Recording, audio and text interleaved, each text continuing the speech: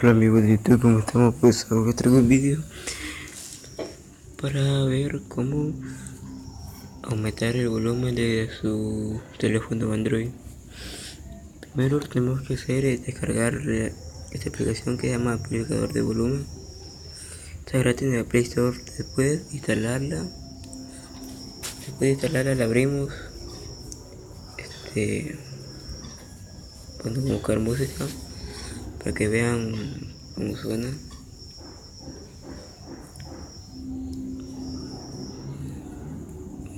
Buscamos aquí en música, buscar una para que vean ustedes cómo suena.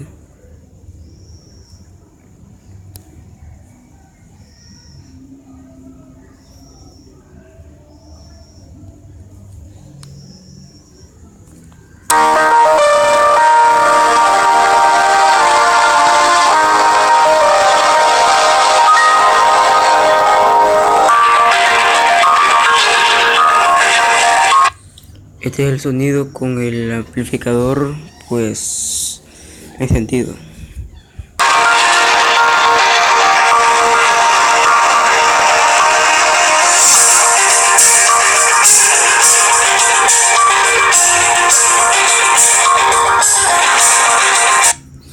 Como pueden ver aquí, advertencia: la reproducción de audio a volumen alto puede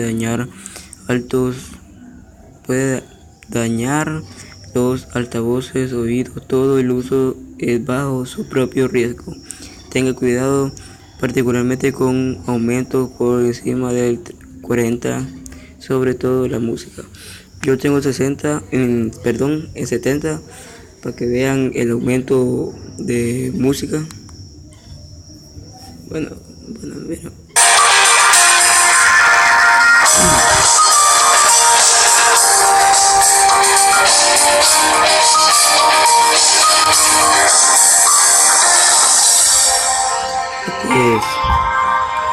Este es el volumen ya de mi terminal, de mi Android, sin la aplicación.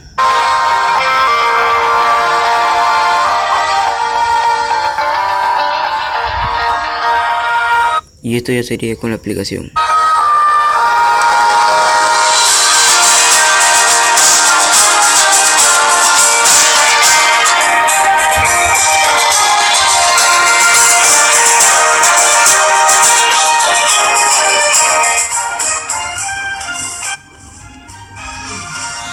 Bueno amigos, si te ha gustado el video, no olvides suscribirte, dejar like para que esta comunidad de Android Top suba.